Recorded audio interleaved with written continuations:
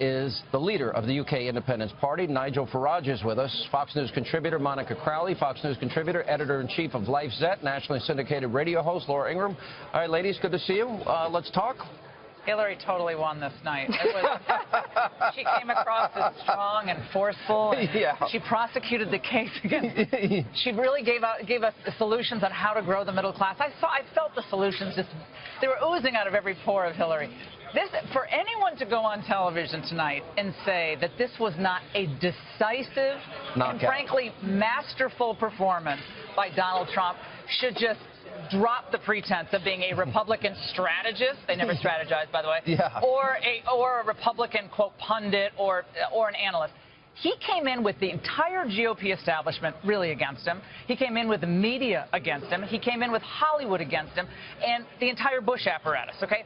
All of them against him, and he came in and he said, you know Romney something? Apparatus and we're going down the tubes. You're an architect of this decline, and we need a new path forward. He said this, and he hit her in a way that not a single Republican in the last 30 years has been able to lay a glove on the Clintons. I thought it was devastating. Did it. We've been waiting for this moment for someone face-to-face right, I was in a trailer with a bunch of people, and all I heard was, oh, ooh, yeah. I mean, there was screaming all night. When he got to the Abe Lincoln line, I thought I was going to fall out of my chair. That was Laura and me. Yeah, was that you? We were in the next room. Yeah. Look, tonight what you saw was a dramatic reversal of fortune for both candidates. There's a phrase, don't give up 5 minutes before the miracle. What you saw tonight from Donald Trump, he performed a miracle. He gave such a dramatic, extraordinary, dominating performance. He had a command over the issues. He took the fight to Hillary Clinton. He did not back down. You saw a man who is ready for the presidency. If that Donald Trump shows up into the third debate, he will win, because what he did tonight, Sean, was reset this campaign. All of the people that you and Laura just talked about, the GOP establishment, the media, the White House, the Clinton campaign, they were all deeply invested over the last 48 hours in Donald Trump's downfall. What they saw tonight has forced them to try to readjust. And what you're seeing is panic on their side. You saw it in the faces of Bill Clinton. You saw it in the faces of Hillary Clinton, the entire Clinton team, because now they have to adjust to a new reality. They thought they had it in the bag over the last 48 hours. Donald Trump just reset the game. The women showing up was a powerful statement because, all right, I actually wrote an article. I put it up on my website, Hannity.com. Words, actions. You know, for all the media, they're so bankrupt. They never talked about any of the issues involving Hillary Clinton. And when you compare and contrast, there's a big difference. All right, Nigel, let's talk about Brexit. Let's talk about similarities here. Trade, immigration, refugees. How big an impact do you think, what similarities do you see, these issues on the American campaign versus what you witnessed? Well, the crossover is massive because on the one side, you've got Hillary, backed by Goldman Sachs and JP Morgan and all the multinationals. And on the other side, you've got an anti-establishment campaign. That is exactly what we saw in the British referendum. Now, the key to us winning that referendum was about 2.5 million people who don't normally vote or who have never voted in their lives turned out on June 23rd, and a big majority of them voted for Brexit. And the absolute key to this Trump campaign is, can he mobilize? Can he get people out there? You know, the little people, the put-upon people, those who completely know that Washington, as it's currently set up, has got nothing to offer them. Yeah. Can he mobilize them? Can he incentivize them to go out and vote? And I think tonight, had the immigration question come up, he would have done even better, because these are the issues that ordinary people really care about. And you know what? America can't make the mistake of Europe. And we're now seeing the damage that has been done because of immigration policies and refugee issues.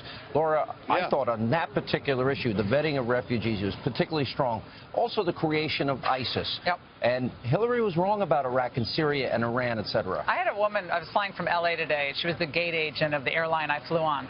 She was an Iranian Jew, really interesting person. And she said, can I tell you about the 4 refugees that I processed earlier this week? They come with just a piece of, like a stationery from the State Department. They have their name on them and apparently their birth date.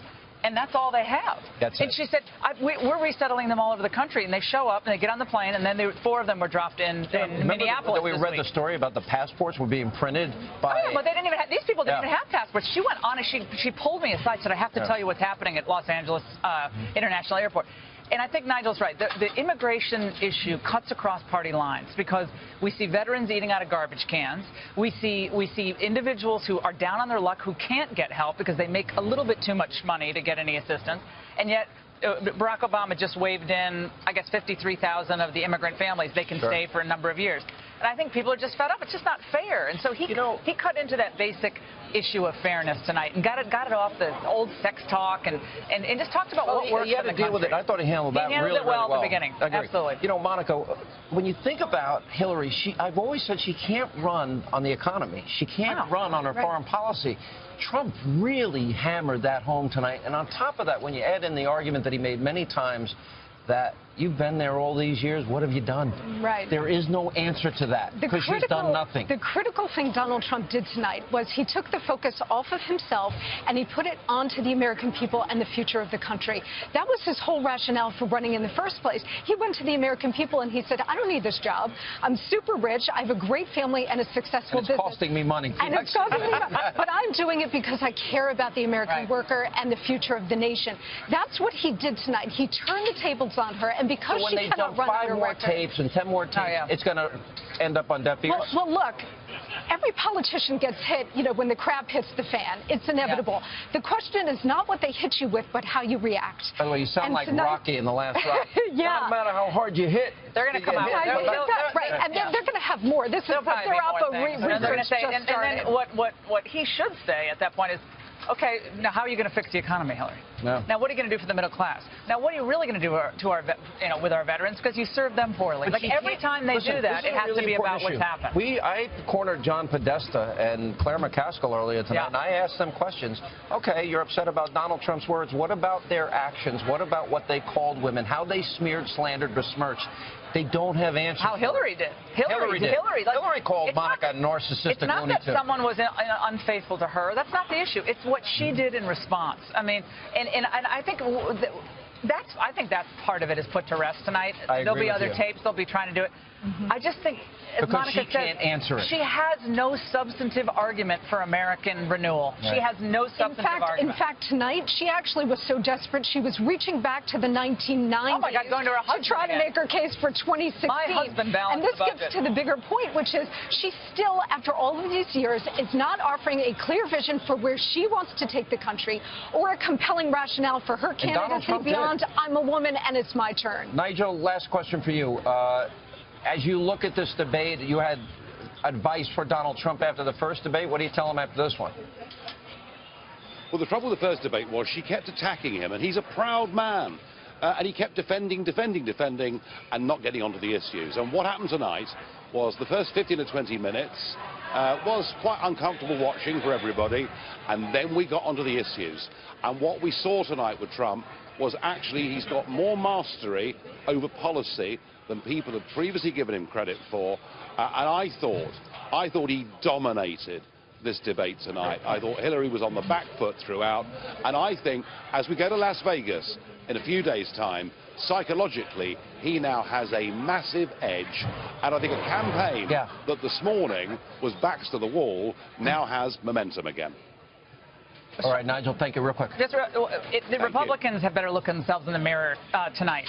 If they want to win this election, they all better get on their big boy pants, stop it with the, attacking the nominee, and say, we've got to defeat the Clintons. We've got 2 women here saying, guys, get your big boy pants on. We got to defeat the Clintons, right? I mean, if you want to defeat the Clintons, then go defeat the Clintons, because the Democrats are all about winning, and they're going to drop everything they can to win this election. Otherwise, go to your think tanks and pontificate all day long about your agenda that's never going to be enacted. If I'm in a fight, I want you 2 on my side. Gotcha, Tom. All right. We need to do what the Democrats do, which is they stay united no matter what. And our side never does it, to our great disgrace. All right, we got a break.